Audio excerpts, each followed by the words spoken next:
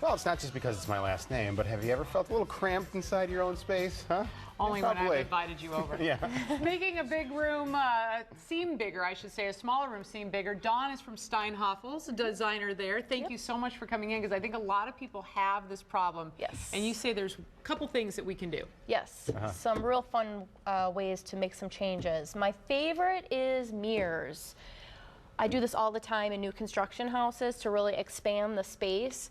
Doing some big mansion mirrors. Yeah. I'm talking floor to ceiling mirrors, leading mirrors, something that looks like it's a leaner type mirror, or even doing like a grouping or a collage of mirrors and creating like artwork with multiple pieces. Oh, wow. Yeah, that looks like great. you're looking into another room. Oh. Exactly, and it's a great way to do artwork and really expand the space. I also love the use of really funky frames. I brought a mirror here that if you touch the frame on here, it's a funky metal. It's just like a great bronzy or antique-y bronze.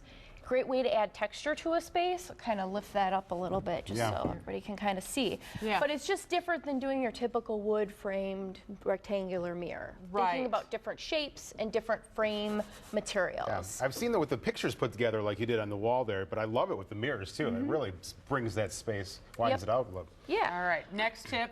Another great way to do, is furniture groupings. Everybody wants to do the sectionals right now, and a lot of us, I just bought one from Steinhafels. Sometimes we don't really have the room for it. Think about before you make that purchase, make sure you measure your space to make sure that some of those sectionals will fit good.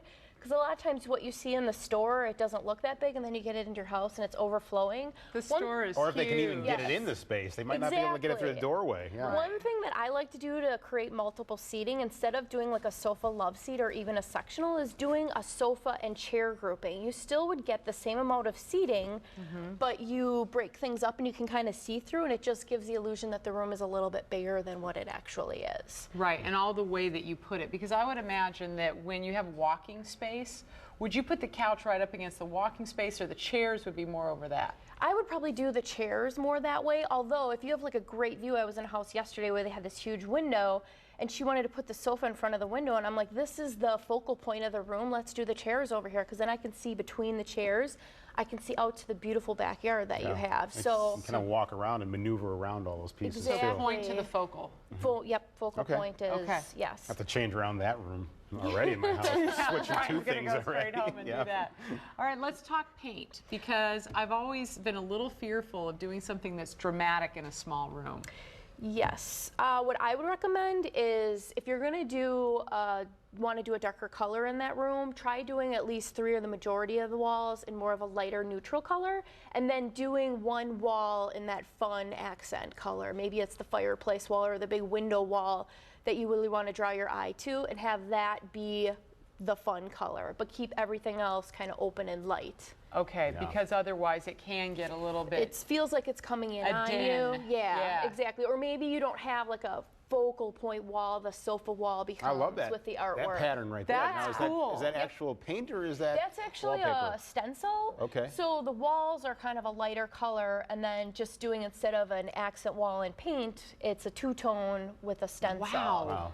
God, you know what? You're only limited by your mind. You really are. And I'm really limited. But once you see That's something why I like just that, hire you. once you see something like that work, then you take it on into your own space. Yep. And that's the goal here today. And I know there's more too with patterns. You have patterns that you brought today too. Yes.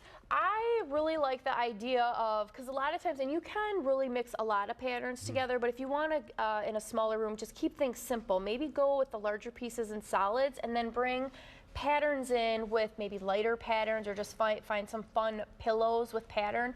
Think about mixing textures too. Like, I love this pillow. It's got like this beaded bling, but it's just a simple solid linen with just like a really cool fresh pattern that has kind of an all-over pattern, just to bring you a little bit of color. These two going together. So probably more for decor, obviously, because if you put your head on it, it might leave some marks. Right, right. You're going for that yes, No, you can flip it over. There's a smooth side on the other side. Right. Yes. This would keep the cats off. There you go. That's a good thing. You got to think about that. Also, 2 throws. Think about, you know, just kind of, you don't have to cover the furniture with the throw blanket, but just kind of easing it over a chair or the corner of a sofa is a great way to kind of mix things up and add a little bit of pattern and texture. Here I mixed a plaid. And a pop of color sometimes. Exactly. If that's what you're going for, an accent color. Exactly. Great. Okay, and also, you've accessories. got your accessories. I kind of brought, like, we could do some big pieces, but they're clear so you can see through them. So they're really not like blocking the eye.